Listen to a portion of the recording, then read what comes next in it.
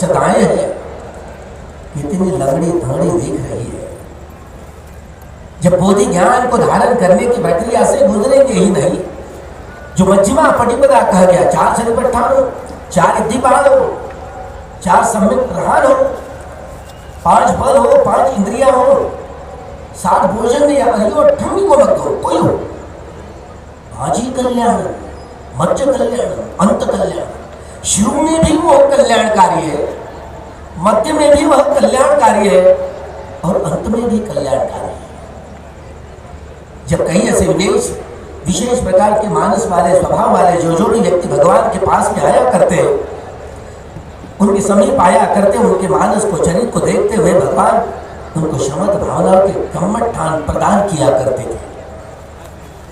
और यूं ही कम्मठ शमत भावना, चित्त शांत हो, एकाग्र हो, समाहित हो, कुशल चित्त की समाहितता, एकाग्रता स्थापित करने के लिए यह शमत भावनाओं के कम्मठ ठान नाना प्रकार से अलग अलग देशों में जाकर के आया। इन शमत भावनाओं के कम्मठ ठानों का भी अभ्यास विभिन्न रूप से किया जाता है। तालमेल नहीं है, तालमेल नहीं हो रहा है। अलग अलग महायान, हीनयान, तंत्रयान, मंत्रयान किसी संप्रदाय में बटे हुए हो। बाबा साहब ने भगवान की मूल वाणी जो भगवान के 82,000 धम्मस्कंद और अरहंतों के 2,000 धम्मस्कंद, जिसमें 84,000 धम्मस्कंद में यह सद्धम्म समाया हुआ है, संग्रहित है। जो कोई व्यक्ति भगवान के समीप आते, भिक्षुओं के समीप आते, उनको जो शमत भावनाओं के कम्मठ ठान, इसलिए बड़ा चंचल चपल चित्त, उसको समाहित करने के लिए कम्मठ ठानों का अभ्यास दिया करते थे। इसके बाद में जैसे विपश्यना का अभ्यास, विपश्यना कम्मठ ठान, जो समस्त ज्ञान, उदय ज्ञान, भंग ज्ञान, भय ज्ञान, आदिनव ज्ञान, निपिदा ज्ञान, मुंचित कामिता ज्ञान, जो पटिसंख्या ज्ञान, संखारोपेक्षा ज्ञान, अनुलोम ज्ञान, मील के पत्थर है। एक एक ज्ञान की प्रक्रिया से जैसे जैसे गुजरना आया, अगर मार्गदर्शक नहीं मिला, बाबा साहब ने 22 प्रतिज्ञाओं के बीच में 12वीं जो प्रतिज्ञा है, 12वीं 10 पारमिताओं के घड़ों की बात कही गई है। 12वीं ये दुख चक्र, भव चक्र, लोक चक्र तोड़ने के लिए, जो मेरे भीतर का मैं हूँ, मैं अरे किसे मैं मेरा कहे जा रहे हो, ये न काया मेरी है न मन मेरा है, किसको मैं कहूँ। विपश्यना इस कम्मठ ठान के आधार पर सभ्य संखारा अनिचाति, सभ्य संखारा दुखाति, सभ्य धम्मा अनंताति, यदा पर्याय पश्यति अथो निपिंदति दुखे, यही समग्र सुखिया।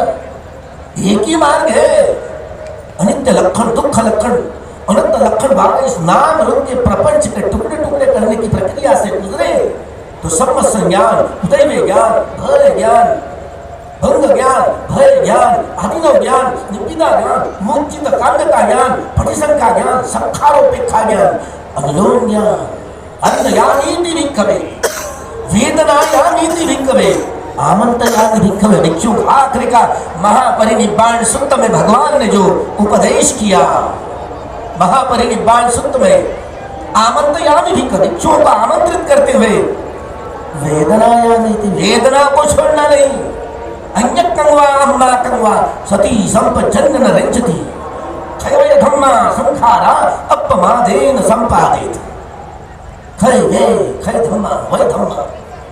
तो भले इसी 10 मील के पत्थर, ज्ञान के पत्थर, अगर मान लो कल्याण मित्र नहीं है, जिस व्यक्ति के 10 पारमिताओं के घड़ों की परिपूर्ति नहीं हो, तो व्यक्ति को आर्य सत्य का साक्षात्कार करना ही नहीं आता। कैसे कर पाएंगे? आर्य सत्य का साक्षात्कार करते हुए कोई व्यक्ति 4 सतिपट्ठान का, 4 सम्यक प्रकार का, 4 इद्धिपाद का, 5 बल, 5 इंद्रिया, 7 भोजन या ठंड को मत को क्रमशः जो बोधि ज्ञान धारण करने की प्रक्रिया से गुजरेंगे, शुरू में भी वह कल्याणकारी, मध्य में भी वह कल्याणकारी और अंत में भी वह कल्याणकारी है।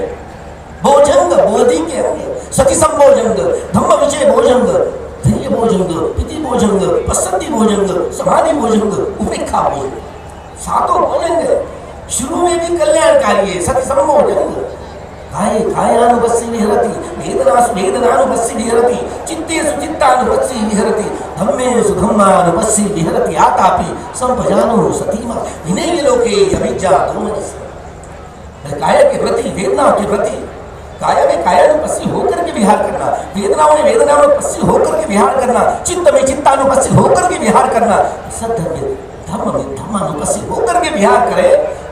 हे भीषण बेहोशी का ना याद है, सती भोजन बोधि का अंग, यह शुरू में भी कल्याणकारी है, बीच में जो 6 अंग होते हैं वह भी मध्यमा पूरी कल्याणकारी है। क्रमशः बोधि ज्ञान की धारण की प्रक्रिया करने की बातों को ठीक से समझे।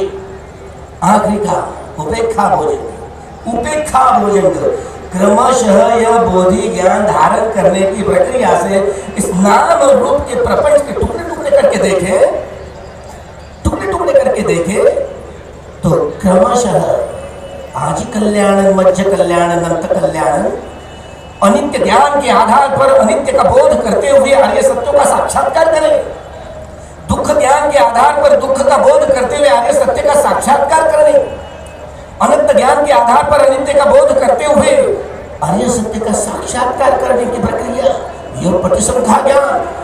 बड़े बड़े काम भूमि, काम दुर्गति भूमि, काम सुगति, रूप भूमि, आरूप भूमि के कितने भी घनीभूत संस्कारों का संग्रह जो शब्द भावनाओं के कम्मठानों का जो अभ्यास करते हैं वो भर करके सामने आ जाता है, आ जाता है।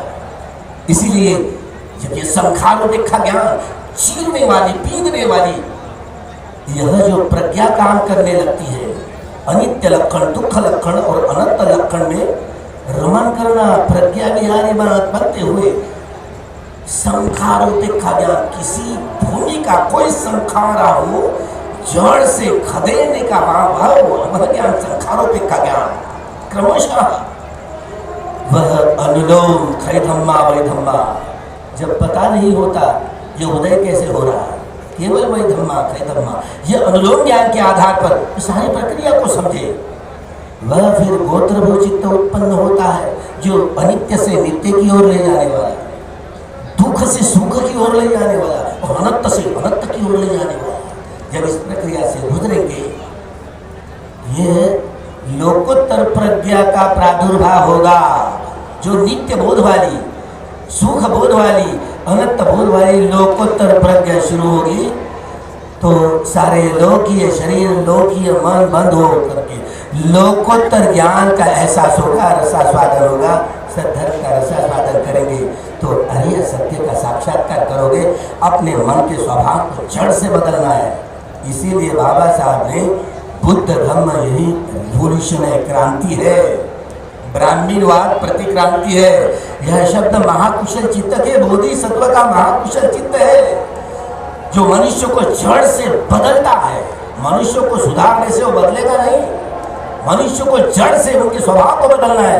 हम सब लोग चाहे अपने आप को किसी संप्रदाय के, किसी देश में रहने वाले हो, किसी वंश के हो, राग मूलक, द्वेष मूलक, मोह मूलक, बुद्धि मूलक, भय मूलक, वितर्क मूलक, नाना किस्म के स्वभाव वाले व्यक्ति हो। अब जो व्यक्ति ऐसे स्वभाव का है, जो व्यक्ति अरे सत्यों का साक्षात्कार करेगा, निश्चित रूप से बदल गया, रिवोल्यूशन बदल गया। केवल और केवल संबोधि ज्ञान के आधार पर ही मनुष्य बदल सकता है। तो यही बातें जैसे जैसे बहुत मत भिन्नताएं, इसलिए संज्ञान की जरूरत है। देखो, संघ को संज्ञान की जरूरत है। मैं इस पवित्र दीक्षा भूमि पर आह्वान करता हूँ कि भिक्षु संघ संज्ञान को बुलावे। मैं आह्वान करता हूँ एक जिम्मेदार भिक्षु के नाते, ताकि भगवान की वाणी में कोई गड़बड़ी ना होवे, कोई जोड़तोड़ ना हुए। मैं इसी शब्द को विराम देते हुए यही पर रुकता हूँ। भवतु सब्ब मंगलम, भवतु सब्ब मंगलम, भवतु सब्ब मंगलम। धन्यवाद बंदे जी।